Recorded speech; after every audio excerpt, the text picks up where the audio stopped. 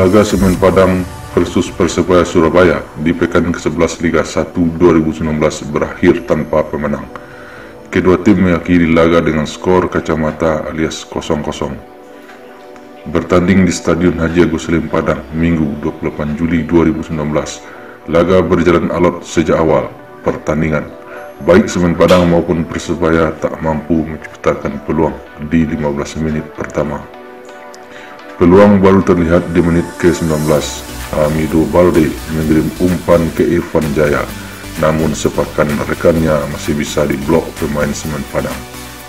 Pada menit ke-24, Hamido Balde sempat mengoyak gawang Semen Padang lewat sundulan, namun gol dianulir wasit Dharma Santoso karena menilai striker 28 tahun itu posisinya sudah offside.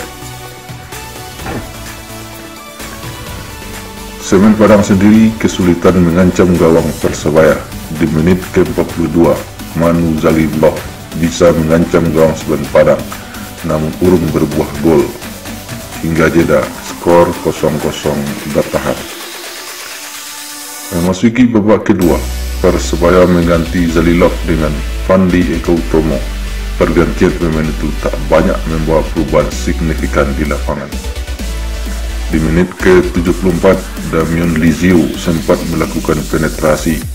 Dua pemain dilewati dan melepaskan tembakan ke gawang Semen Padang, namun sepakannya masih melenceng dari sasaran.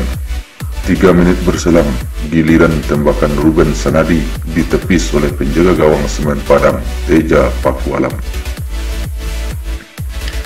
Di 10 menit akhir pertandingan, Persebaya banyak menekan Semen Padang, namun urung membuahkan gol.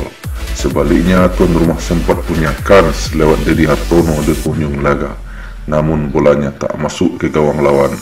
Skor 0-0 menutup laga pertandingan ini.